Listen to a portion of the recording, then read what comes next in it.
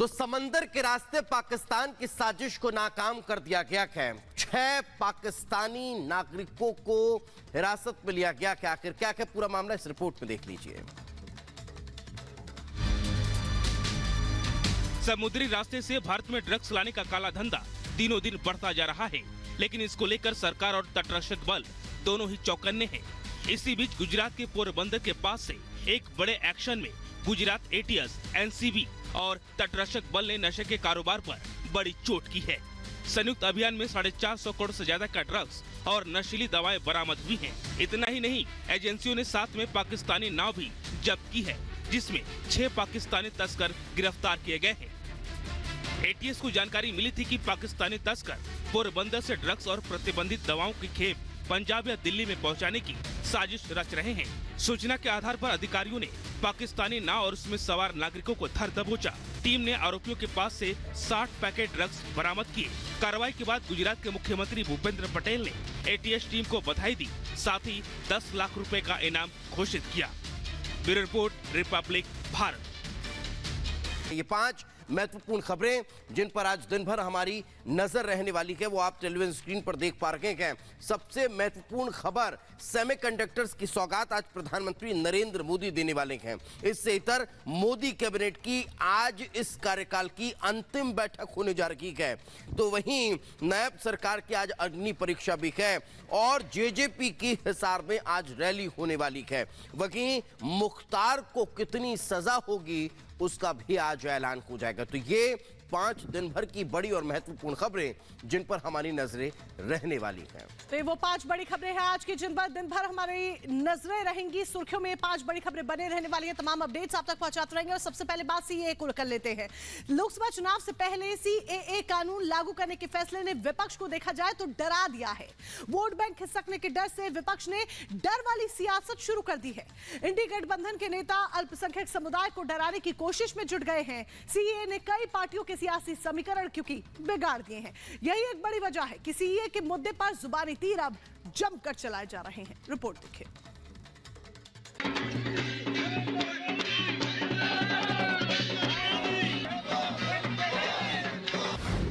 CAA पर सियासत, विपक्ष की बढ़ी आफत।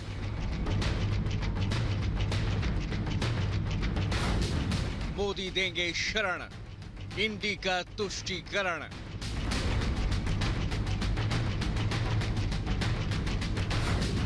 विपक्ष बस भड़काएंगे, मोदी 400 पार जाएंगे।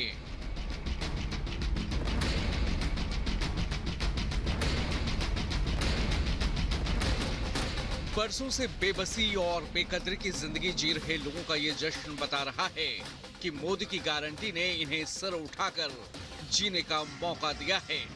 जिस सम्मान का इंतजार ये बरसों से कर रहे थे, वो मोदी सरकार इन्हें देने जा रही है। ये खुशी बता रही है कि इनके माथे से रिफ्यूजी का तमगा अब हटने वाला है और ये भारत के नागरिक बनने जा रहे हैं। बहुत खुशी है। आज के पहले हम शरणार्थी थे, आज हम हिंदुस्तानी हैं। तो है जो मुमकिन कराया है मोदी जी ने, जो हमारे लिए कानून बनाया, हम उसका दिल से आभार प्रकट करते हैं। हम नहीं, पूरा अफगानिस्तान। ये देख लो, हम किससे और कोई छीनना नहीं चाहते हैं। एक हमारे को अधिकार मिल गया है। हम हिंदुस्तान में 30 साल से हैं, पर किसने हमारे बारे नहीं सोचा। ये मोदी जी है जो हमारे बारे सोचता है और मोदी जी करता है। लोकसभा चुनाव से ठीक पहले सीएए लागू करने के फैसले को जहां पीएम मोदी का मास्टर स्ट्रोक माना जा रहा है, तो वहीं इस फैसले ने सियासी तापमान बढ़ा दिया है। इंडी गठबंधन समेत कई विपक्षी दल सीएए लागू करने के फैसले को चुनावी चश्मे से देख रहे हैं। ममता बनर्जी हो या असदुद्दीन ओवैसी, अखिलेश यादव हो या फिर उमर अब्दुल्ला, सभी भड़काऊ बयानबाजी में लगे हैं। सीएए को आपको एनपीआर और एनआरसी से जोड़कर देखना जरूरी है। क्या अमित शाह पार्लियामेंट में मेरा नाम लेकर नहीं कहे थे कि ओवैसी जी एनपीआर एनआरसी भी आएगा? क्या अमित शाह कई टीवी इंटरव्यूज में नहीं कहा था कि एनपीआर एनआरसी आएगा? जब सीएबी था, बाद में सीएए वो एक्ट हो गया, वो जब सीएबी बिल था, जब उनका ऑन रिकॉर्ड इंटरव्यू है, पार्लियामेंट में उन्होंने कहा है। इलेक्शन का ब्यूगल बजने से चंद दिन पहले सीएए का नोटिफाई किया जाना, शायद इसी से पता चल जाता है कि इसके पीछे मकसद क्या है। जाहिर सी बात है कि बीजेपी मजहब का इस्तेमाल करना चाहती है आने वाले पार्लिमानी इलेक्शन में। सीएए लागू होने के बाद सबसे ज्यादा बौखलाहट पश्चिम बंगाल के सीएम में देखा जा रहा है। जो कानून नागरिकता देने का काम करेगा, उसे लेकर दीदी अल्पसंख्यकों में भ्रम पैदा कर रही हैं। अपनी बात में वजन डालने के लिए सीएम ममता ने रमजान का सहारा लिया। এনআরসি করতে দেব না, কারো অধিকার কাটতে দেব না, কাউকে বঞ্চনা করতে দেব না, কাউকে লাঞ্ছনা করতে দেব না। এর জন্য যদি আমার জীবনও যায়, আমি জীবন দিতে তৈরি। বাংলার মানুষের অধিকার আমি কিছুতেই কাটতে দেব না। ममता सरकार लगातार सीएए की खिलाफत करती रही है। आखिर इस डर की वजह क्या है, ये जानना भी जरूरी है। दरअसल देश में 3 से 4 करोड़ मतुआ हिंदू समुदाय के लोग हैं। बात बंगाल की करें तो यहाँ करीब 2 करोड़ मतुआ आबादी है, जो करीब 10 लोकसभा सीटों को प्रभावित कर सकते हैं। सीएए लागू होने से इन्हें नागरिकता मिल सकेगी, जिससे बंगाल में बीजेपी की पकड़ मजबूत हो जाएगी। यही वजह है कि दीदी किसी भी हाल में पश्चिम बंगाल में सीएए लागू होने नहीं देना चाहती। आलम यह है कि सीएए के खिलाफ ममता बनर्जी रोड शो करने को तैयार हैं। फिलहाल सिलीगुड़ी में होने वाले रोड शो को रद्द कर दिया गया है। वहीं बात असम की करें तो वहां ऑल असम स्टूडेंट्स यूनियन समेत कई संगठनों ने सीएए के खिलाफ विरोध प्रदर्शन किया है, जिसे देखते हुए असम के कई जिलों में सुरक्षा बढ़ा दी गई है। लोकसभा चुनाव को देखते हुए विपक्ष जहां सीएए का विरोध कर रहा है, तो वहीं बीजेपी प्रधानमंत्री के फैसले की वकालत कर रही है।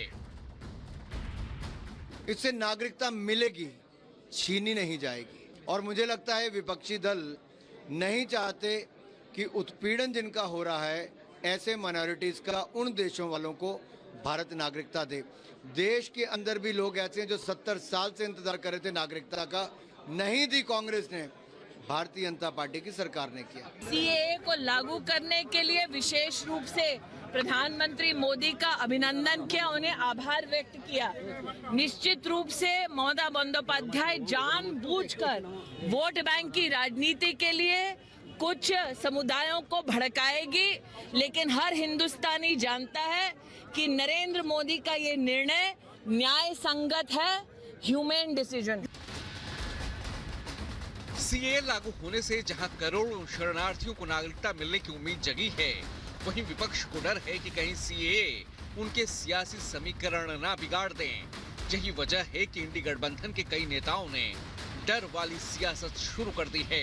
विशेष समुदाय को भड़काकर ध्रुवीकरण की कोशिश की जा रही है। अब देखना होगा कि मोदी की गारंटी के सामने विपक्ष की ये चाल कितनी कारगर साबित हो पाती है। Bureau report, Republic Bharat.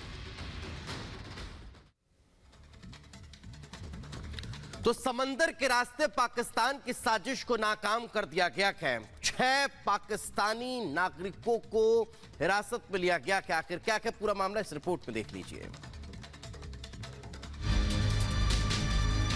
समुद्री रास्ते से भारत में ड्रग्स लाने का काला धंधा दिनों दिन बढ़ता जा रहा है, लेकिन इसको लेकर सरकार और तटरक्षक बल दोनों ही चौकन्ने हैं। इसी बीच गुजरात के पोरबंदर के पास से एक बड़े एक्शन में गुजरात एटीएस, एनसीबी और तटरक्षक बल ने नशे के कारोबार पर बड़ी चोट की है। संयुक्त अभियान में 450 करोड़ से ज्यादा का ड्रग्स और नशीली दवाएं बरामद हुई हैं। इतना